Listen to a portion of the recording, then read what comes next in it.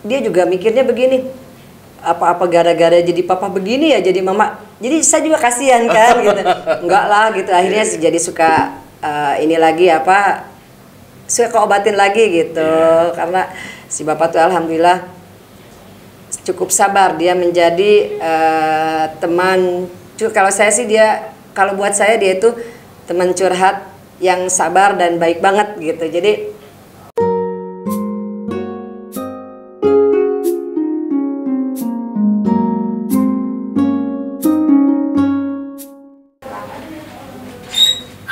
Bismillahirrahmanirrahim. Assalamualaikum warahmatullahi wabarakatuh.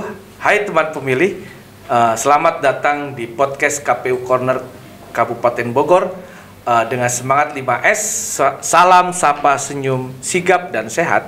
Mari kita wujudkan pemilu dan pemilihan yang lebih baik, better. Kembali bersama saya Heri Setiawan, anggota KPU Kabupaten Bogor. Saat ini kita kedatangan tamu, yaitu Ketua Tim Penggerak PKK, Ibu Hajah Halimatus Sa'diyah Iwan Setiawan. Beliau ini adalah istri dari Bapak Wakil Bupati Bogor, Bapak Haji Iwan Setiawan, dan beliau sudah menyempatkan waktunya untuk memenuhi undangan KPU Kabupaten Bogor. Terima kasih Bu Ketua sudah menyempatkan waktunya untuk ngobrol dengan KPU Kabupaten Bogor. Kita langsung saja teman pemilih ngobrol dengan Ibu Ketua TPPKK Kabupaten Bogor, Ibu Hajah Halimatus Sa'diyah. Apa kabar nih Bu Ketua? alhamdulillah baik. Baik, alhamdulillah. Ibu Ketua ini kan lahir di Bogor ya Bu ya? Betul. Bisa ceritakan mungkin Ibu perjalanan selama sebelum bertemu Pak Wabu, Pak Iwan, kemudian juga ketemu Pak Iwan, dan perjalanan bersama Pak Iwan seperti apa, kemudian nanti bicara soal PKK dan juga KPU dan pemilu gitu Bu. Oh begitu. Jadi saya itu kan background saya itu adalah dari keluarga pesantren ya. Jadi saya bertemu dengan Pak Iwan itu tentunya ketika Pak Iwan masuk pondok pesantren. Nyantri ya Bu ya? Nyantri. Waduh, luar biasa. Alhamdulillah gitu. Jadi kita ketemu di sana, di Oke. pondok pesantren itu gitu. Dan Pak Iwan pasti santri yang baik ya Bu ya di pesantrennya. Alhamdulillah, kalau yang saya tahu sih cukup baik. Kalau nggak baik pasti nggak boleh tuh menikahi betul. anaknya Pak Kiai begitu ya Bu ya.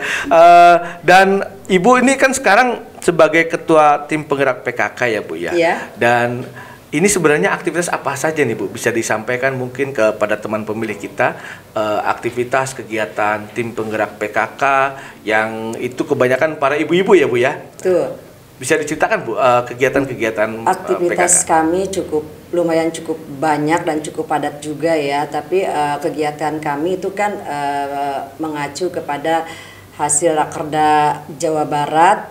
Tentunya yang jadi prioritas kami PKK adalah 10 program pokok PKK itu yang ya kegiatannya cukup banyak lah gitu. Mulai dari karena kami itu dibagi ke dalam ada 4 kelompok kerja ya di PKK itu, dari mulai Pokja 1, Pokja 2, Pokja 3, Pokja 4 tentunya gitu. Jadi kegiatan kami cukup banyak, dari mulai Pokja 1 itu adalah penghayatan dan pengamalan Pancasila, Pokja 2 UP2K-nya, Pokja 3 ketahanan sandang, pangan sandang, Pokja 4 kesehatan, dan tentunya dengan ada sekretariat juga, kesekretariatan. Ini pasti ada berapa Pokja ini pasti membuat aktivitas Ibu ini padat sekali nih Bu ya. Betul. Selain di PKK, Ibu juga disebut kalau profil yang saya terima nih, Ibu ini juga adalah aktivis di Dekranasda ya. Betul. Aktif penggerak di Dekranasda, Saya kemudian ketua Dekranasda ya Bu ya? Dekranasda Kabupaten Bogor. Dewan Kerajinan ya. Iya. Dewan Kerajinan. Juga sebagai Bunda Literasi Bunda Kabupaten Literasi. Bogor, Bunda Genre, Bunda Forikan, Bunda apa ya? Ada Forikan FAD itu apa Iya, Bu ya? Bunda FAD, Forum Anak Daerah. Oh, Forum Anak Daerah. Juga Oke. kemarin baru didaulat lagi menjadi Duta Stunting Kabupaten Bogor. Oke, berarti ada banyak program yang Ibu kerjakan bersama lembaga-lembaga itu. Nah, ada yang menarik nggak Bu dari berbagai macam kegiatan? Mungkin pengalaman-pengalaman yang membuat Ibu menjadi lebih mencintai Bogor misalnya, kemudian juga menjadi terbesit hatinya untuk bergerak lebih aktif lagi misalnya. Apa kira-kira Bu? Semuanya menarik. Semuanya menarik. Semuanya menarik. Yang lebih menarik buat saya adalah ketika saya turun ke desa untuk melakukan pembinaan. Itu satu yang membuat saya senang gitu. Jadi ketika kita turun ke desa itu melakukan pembinaan kepada kader yang ada di desa, itu kita cukup senang karena kita jadi tahu kondisi di bawah itu seperti apa. Itu satu yang memang membuat saya cukup senang itu, Pak. Ya, jadi kita jadi ada mempunyai banyak sahabat, mempunyai banyak teman, di samping kita berniat untuk bersilaturahmi, begitu, memperpanjang silaturahmi kita. Oke, wah ini luar biasa. Saya kira mungkin Ibu selain aktivitas di PKK ya, dan mungkin bisa diceritakan kira-kira apa yang bisa disinergikan bersama dengan KPU Kabupaten Bogor, khususnya dalam melakukan edukasi atau pendidikan sosialisasi soal pemilu dan demokrasi gitu Bu. Kira-kira apakah PKK juga ikut melakukan itu gitu? Di sini peran kader PKK itu cukup besar dalam upaya mendukung dan menyukseskan penyelenggaraan penyelenggaraan demokrasi di Kabupaten Bogor. Hal itu sudah terimplementasi ke dalam 10 program pokok PKK yang tadi saya bilang dibagi ke dalam 4 kelompok kerja. Jadi partisipasi aktif kami dalam proses penyelenggaraan demokrasi ini itu sudah menjadi komitmen dan tanggung jawab dari implementasi implementasi tugas-tugas pokok PKK yang tertuang ke dalam 10 pokok program PKK, terutama Pokja 1, penghayatan dan pengamalan Pancasila, sila keempat yang berbunyi kerakyatan yang dipimpin oleh hikmat kebijaksanaan dalam permusyawaratan perwakilan. Dan situlah letaknya demokrasi begitu. Betul. Ya. Jadi kontribusi tim penggerak PKK dalam penyelenggaraan demokrasi di Kabupaten Bogor ini itu adalah merupakan elemen yang sangat penting untuk mengedukasi dan penyadaran masyarakat bahwa pemilu demokrasi ini tidak bisa lepas dari kehidupan kita. Iya, benar sekali. Dan memang kan PKK ini kan dominannya ibu-ibu ya. Betul. Dan di kalangan pemilih itu pemilihnya pemilih perempuan. Dan selama ini kalau di dalam pemilu itu ada kuota 30% perempuan gitu. Betul. Bu ya. Menurut Ibu, apakah 30% perempuan ini sudah benar-benar bisa mewakili? Apakah sudah ada banyak masukan atau belum gitu, Bu? Tidak, belum. Sampai saat ini belum. Oke. Ya, jadi artinya bahwa mungkin perlu didorong terus ya Bu ya, 30% itu kemudian juga bisa masuk ke dalam parlemen gitu ya Bu ya. Mungkin apakah Ibu juga dari PKK ini apakah nanti akan ada lebih banyak ibu-ibu PKK yang mau mencalonkan diri sebagai anggota legislatif misalnya begitu Bu. Jadi misalnya tim penggerak PKK di beberapa kecamatan gitu misalnya ada yang perlu difasilitasi menjadi caleg-caleg di partai-partai politik yang banyak di sampai saat ini belum ada ya Bu ya. Jadi saya kira mungkin itu bagian daripada edukasi ya Bu ya. Betul. Yang ini ya. Dan edukasi itu atau pendidikan pemilu di PKK ini khususnya di kalangan perempuan ini efektif untuk meningkatkan kemampuan mereka memang Bu ya. Iya. Karena kami juga mempunyai karena PKK itu jejaringnya luas ya, sampai ke tingkat bawah. Di bawah kami PKK mempunyai kader dasawisma. Kader dasawisma itu biasanya satu desa itu ada 10 kelompok kader dasawisma. Satu kelompok kader itu dia bisa mencatat 10 atau 20 kakak. 10 atau 20 kakak. Jadi kalau 20 kakak. Iya, jadi kader dasawisma itu ya memang door to door masuk gitu. Door to door tuh mereka melakukan apa? Melakukan pendataan ya. Melakukan pendataan. Jadi satu kader dasawisma itu minimal punya melakukan 5 pendataan 5 keluarga misalnya 5 kakak gitu. Dan dari pendataan itu apa yang didapat itu Bu dari data-data yang diperoleh oleh para kader itu? Iya. Oh, data keluarga? Iya, data keluarga. Oke. Jadi saya kira mungkin ada hal-hal lain misalnya yang bisa didapat misalnya pendapatan keluarga atau masuk itu masuk ada. ya Bu ya. Karena kami itu kan Jumlah anak misalnya anak, gitu. ibu hamil, balita, ibu nipa semua Ibu ada nifas. di Oh, angka kematian bayi ya semacam. Karena ini kan ibu sebagai bukan ketua ya tadi ibunda stunting apa tuh stunting tadi? apa namanya tadi Duta stunting ya. Penurunan stunting ya. Oke. Dan memang stunting ini menurut Ibu masih riskan atau gimana di masih Bogor? karena stunting sekarang sudah menjadi isu nasional ya dari tingkat pusat, kabupaten, kecamatan dan desa. Tentunya saya juga menyampaikan kepada semua lapisan masyarakat khususnya kepada ibu yang mempunyai balita untuk memperhatikan asupan gizi. Oke. Asupan gizi dari hamil ya, tentunya dari ibu hamil sampai balita gitu. Dan gizinya itu memang sudah disiapkan oleh ibu-ibu PKK juga ya? Betul. Artinya ada perbaikan gizinya itu ya? Ya. Ada karena kita ada posyandu kan, terus ada kader ketahanan pangan juga kami dari Pokja 3 terutama ya, kader pemenuhan ketahanan kader pemenuhan ketahanan pangan buat gizi keluarga. Ini luar biasa sekali nih Bu nih kiprahnya. Ya Ibu karena kalau melihat visi misi PKK kan sudah jelas ya. Sudah jelas semua sudah tertuang gitu. ya, Bu ya. Dari mulai Pokja 1, Pokja 2, Pokja 3 sampai Pokja 4 itu sudah jelas tugas dan tupoksinya itu apa gitu.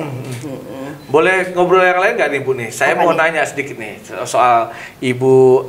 Sekarang ini kan Ibu juga adalah seorang istri dari Wakil Bupati. Betul. Mungkin ada obrolan-obrolan misalnya melakukan ada curhat-curhat misalnya, apa sebenarnya sih yang diobrolin antara Ibu dengan Bapak Wakil Bupati itu sebenarnya kalau lagi ngobrol berdua gitu Bu? Banyak sebetulnya. Sebetulnya banyak ya kan, awalnya memang kaget ya Pak ya. Saya kan PKK itu sulit, saya bilang tidak mudah gitu jadi ketua tim penggerak PKK itu, karena awalnya saya kan bukan kader gitu. Jadi dan PKK itu tidak ada sekolahnya gitu. Jadi saya tuh harus benar-benar belajar untuk mengetahui aduh PKK ini apa ya ketika saya masuk gitu. Jadi alhamdulillah saya banyak belajar kepada senior-senior saya di PKK, dan saya juga mempunyai senior ketua tim penggerak PKK Bunda Eli Rahmat Yasin. Saya selalu bertanya kepada beliau. Jadi alhamdulillah beliau suka mensupport saya, memotivasi saya gitu. Jadi suka memberi arahan-arahan yang sampai saat ini alhamdulillah sangat-sangat saya rasakan manfaatnya gitu. Jadi dan ketika 1 tahun pertama mungkin gitu saya masih belum ini PKKT begini, belum lagi kan kalau jadi istri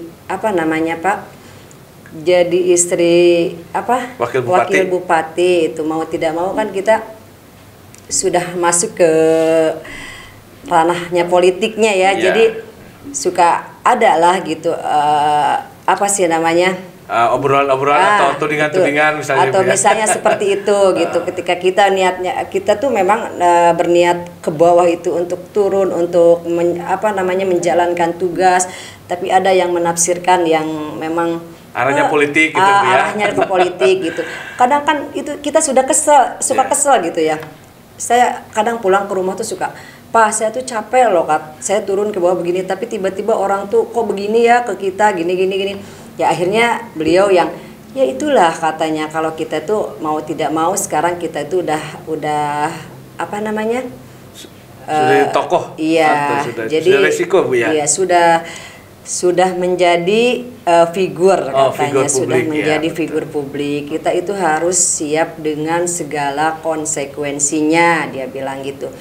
Jadi dia tuh suka bercanda, ingat loh Ma, kita tuh dulu dilantik tuh bukan pakai koran, katanya pakai Quran. Jadi harus sudah siap, nggak boleh ngeluh katanya gitu. Jadi ya di situ kadang-kadang oh ya udahlah gitu kan, akhirnya iya sih benar gitu. Jadi akhirnya udah tuh Pak, jadi terobati gitu. Jadi ya kadang-kadang curhatnya begitu aja, cuman asal yang penting apa namanya, ketika kita ada unek-unek tuh dikeluarin aja dulu gitu.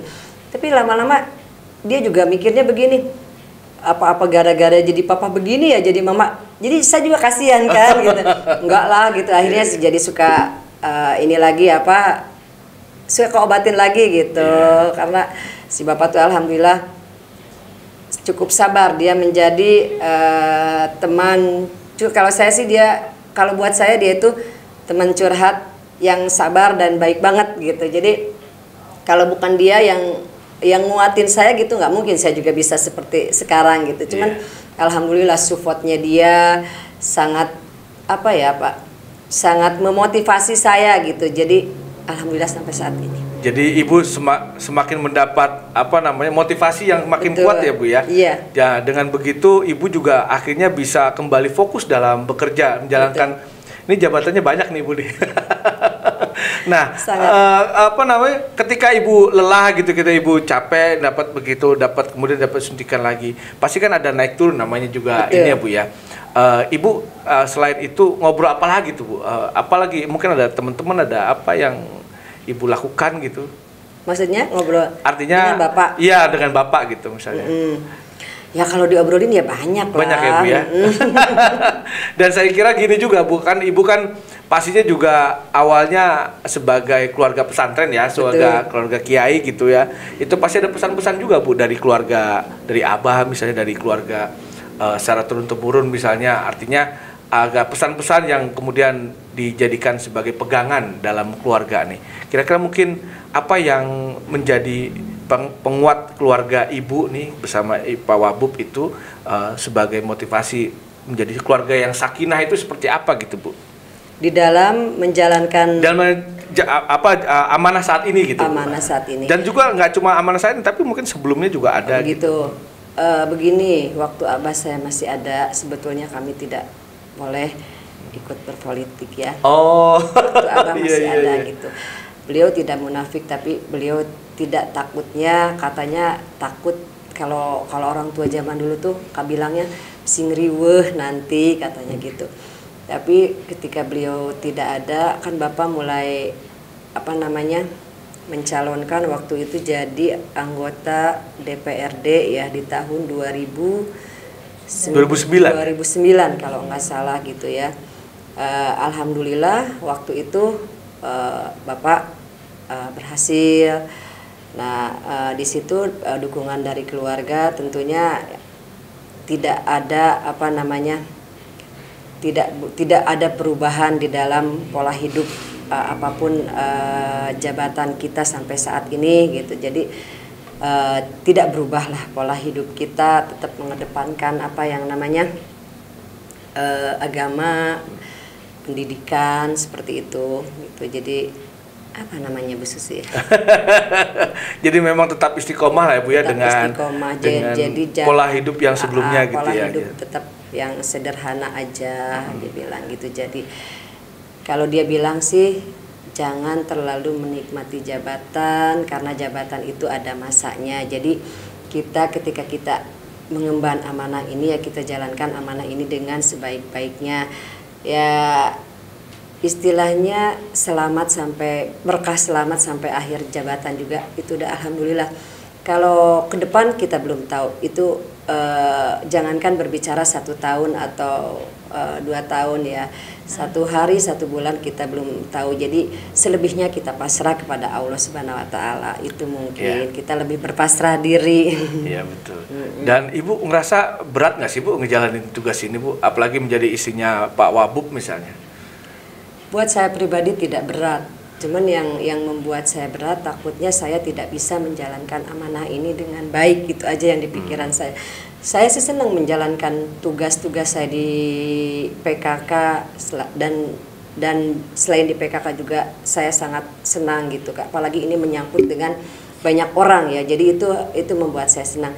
Cuman yang membuat saya berat takutnya kembali lagi kepada diri saya pribadi, takutnya saya tidak bisa mengemban dan menjalankan amanah ini dengan baik tapi saya akan berusaha gitu, meskipun belum menjadi yang terbaik, saya akan berusaha untuk lebih baik lagi.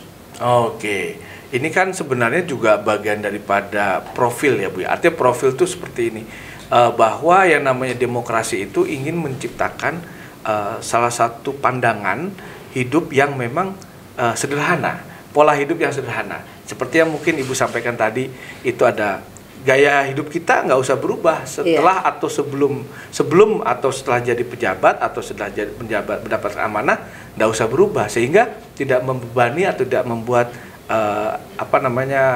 harapan-harapan itu menjadi tidak tersampaikan, misalnya begitu. Seperti misalnya Ibu ceritakan misalnya ada pengalaman misalnya jangan berubah dari yang sebelum menjadi istrinya wakil bupati dan sekarang sudah menjadi istri seorang wakil bupati. Nah ini yang kemudian membuat kadang-kadang para ibu-ibu nih Bu penting Bu untuk diedukasi. Kalau misalnya sambil contoh, KPK itu sering mengimbau itu kepada ibu-ibunya gitu. Nah mungkin ibu ada nggak yang semacam itu gitu Bu? Ya kalau saya kan sudah dari awal sudah diwanti-wanti sama Bapak ya. Jadi Bapak tuh selalu mewanti-wanti Bapak bahkan sebelum jadi pejabat. Dulu ketika beliau masih kerja di finance, beliau selalu bilang, jadi jangan pernah melihat orang gitu. Maksudnya ketika saya bergaul dengan siapa, jangan melihat apa yang mereka punya gitu. Kita bersyukur dengan apa yang kita punya gitu. Jadi intinya dia bilang, Mama nih sekarang bergaul dengan banyak istri pejabat. Jangan sampai pulang ke rumah bilang ke Papa, "Pak, ganti dong mobil Mama, pengen kayak itu." Nah, itu sama aja katanya nyuruh Papa punten katanya jadi maling katanya gitu ya. Jadi kan kepikiran kalau istrinya udah aneh-aneh tuh nanti bakal kepikiran sama suaminya, "Oh, kasihan ya istri saya begini-begini." Jadi jangan, dia bilang, pokoknya ketika Papa ada uang, Papa kasih, mau apa Papa kasih, tapi kalau nggak ada ya udah katanya gitu. Itu pondasi-pondasi itu menjadi jadi membuat saya Pak ya. Jadi pagarnya Ibu jadi gitu ya. Jadi pagarnya saya gitu. Saya menjadi kuat, saya menjadi itu karena memang wejangan-wejangan beliau dari sebelum jadi menjabat pun beliau itu keras sekali gitu, keras dalam artian keras yang mendidik ya, bukan keras tapi beliau tuh keras yang mendidik kepada istrinya, jangan sampai istri saya berubah ketika saya sudah seperti ini gitu, karena kan dia bilang jabatan itu ada masanya gitu, jangan sampai ketika nanti kita sudah tidak menjadi siapa-siapa tapi gaya hidup kita masih pengen seperti itu gitu, itu yang tidak Papa ingin katanya gitu. Jadi selama ini adalah kita syukuri aja sekarang katanya aja, ini cukup kita syukuri, selebihnya nanti kita pasrah aja kepada Allah katanya. Yang penting sekarang tugas kita adalah menjalankan amanah ini dengan sebaik-baiknya gitu. Dan Ibu merespon nasihat dari Pak Wabub tuh bagaimana itu? Itu sangat saya terapkan sekali gitu. Boleh ditanya ke Pak Wabub. Saya itu tidak boleh saya nanya Pak Wabub. Iya, boleh nanti boleh ditanya ke Pak Wabub gitu. Jadi apa yang dikatakan saya ini benar atau tidak, dan apakah saya tidak pernah menuntut apa-apa sama Pak Wabub. Tidak pernah gitu. Mudah-mudahan ini menjadi inspirasi ya Bu ya buat ibu-ibu PKK atau mungkin ibu-ibu yang lainnya, khususnya di di Kabupaten Bogor dan juga secara umum di Indonesia, untuk tetap menjadi ibu yang sederhana, ibu yang tidak berubah karena ada posisi atau ada jabatan atau ada amanah yang lainnya gitu Bu ya. Itu yang luar biasa itu Bu. Mungkin ada saya sih sebenarnya pengen menggali lagi Ibu lebih dalam ini Bu, soal PKK juga nih karena kan sekarang ini kita skip ya, bicaranya tadi udah cukup tuh Bu, itu luar biasa tadi. Saya kira saya mau geser topik ini. Sekarang ini kan ada yang namanya Desa Peduli Pemilu dan Pemilihan Bu. Nah itu kan mungkin TPPKK teman-teman sudah sering kita libatkan itu ya, soal Desa Peduli Pemilu dan Pemilihan. Nah kira-kira menurut Ibu apakah kader DP3 ini bisa juga seiring sejalan dengan program kader PKK yang Bisa. juga melakukan edukasi. Karena dulu juga pernah ada pendidikan PKK khususnya Pokja 1 dengan Kesbangpol. Oke. Kesbangpol, karena kader PKK juga banyak yang menjadi petugas TPS di lapangan ketika demokrasi pemilihan pemilu ya. Proses Ketika pemilu ya. itu kader kami banyak yang menjadi petugas di lapangan. Dan karena itu kan ada netralitas di sana Bu ya. Betul. Ibu sampaikan tadi PKK ini kan netral gitu ya, dan KP juga netral gitu ya. Dan dengan program DP3 ini saya kira menurut Ibu apakah nanti juga kita bisa tetap bersinergi begitu Bisa, Bu? sangat bisa. Kami PKK dengan KPU sangat bisa bersinergi.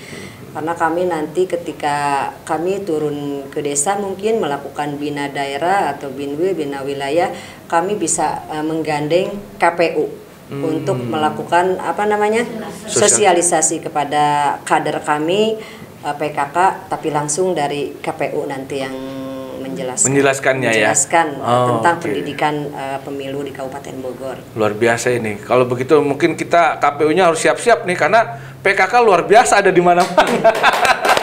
Kita harus siap KPU-nya untuk bisa kerjasama sinergi dengan PKK. Satu lagi nih Bu, sebenarnya ini kan kita sedang ada di masa pagebluk atau pandemi ya Bu ya. Betul. Nah kemudian ada target-target yang diminta oleh pemerintah pusat atau pemerintah provinsi kepada pemerintah Kabupaten Bogor, khususnya soal vaksinasi.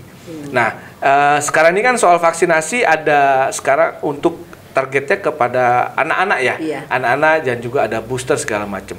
Mungkin Ibu bisa beri komentar sedikit soal vaksinasi secara umum, ya, tidak hanya soal yang anak-anak tapi secara umum yang seperti apa gitu Bu? Ini tahun 2002 ini tentunya menjadi PR kami ya, PR kami yang tentunya harus disikapi bersama, yaitu tentang vaksinasi anak, tentang bagaimana kita menjaga dan melindungi keluarga kita dari yang sekarang ada isu apa tuh? Bukan isu ya, yang sekarang Omikron. ada virus yang baru, varian Omikron. baru. Ya, virus varian baru itu virus Omikron ya, itu menjadi PR kami tentunya ke depan untuk menjaga bagaimana kita melindungi keluarga terhindar dari virus tersebut gitu. Dan kalau vaksinasi yang kemarin alhamdulillah ya, kita PKK sudah aktif banget ya? dalam melakukan vaksinasi. Mungkin saat ini booster yang akan kita vaksin booster ya, betul. Vaksin booster gitu, sama vaksinasi anak. Ada imbauan mungkin Bu atau ajakan kepada teman pemilih kita untuk ikut vaksinasi atau apa gitu Bu? Silakan mungkin. Kepada warga Bogor, bapak-bapak, ibu-ibu, anak-anak, remaja, lansia, pokoknya semuanya jangan takut untuk divaksin ya Bu ya. Bagi yang sudah melakukan vaksin, kita akan di booster dan sekarang ada vaksinasi untuk anak, ibu-ibu bisa mengikuti vaksinasi itu, jangan takut karena sebelum vaksin kita akan diperiksa dulu oleh petugas kesehatan yang memang sudah disediakan di tempat vaksin. Jadi yang memang tidak boleh divaksin ya tidak akan divaksin gitu, tapi kalau kondisinya sehat ya akan divaksin dan itu tidak perlu takut ya Bu ya, Bapak, Ibu, mari kita divaksin. Oke, baik, luar biasa ini Ibu. Luar biasa ajakannya. Saya juga besok akan mengantar anak saya untuk divaksin. Oh. Ya, usia 6 tahun. Usia 6 tahun ya. Dua-duanya mau divaksin besok. Mudah-mudahan. Iya lancar ya Bu ya. Nggak ada apa-apa. Baik, mungkin ini menjadi penutup dari obrolan kita Bu soal vaksinasi dan juga soal pemilu dan demokrasi. Ibu juga tadi sudah menyampaikan banyak hal, bahkan mengajak KPU untuk sosialisasi bersama dengan PKK ini yang luar biasa ini.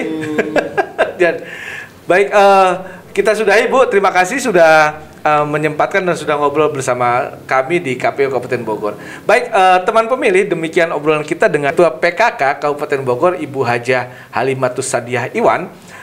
Jangan lupa subscribe, like, komentar, share, dan nyalakan tombol loncengnya serta follow semua akun media sosial KPU Kabupaten Bogor. Nantikan episode podcast KPU Kabupaten Bogor lainnya di YouTube channel KPU Kabupaten Bogor. Akhir kata dari kami atas nama tim KPU Corner yang bertugas, saya dan tim pamit undur diri. Wassalamualaikum warahmatullahi wabarakatuh. Salam better. Salam better. Oke, terima kasih Ibu.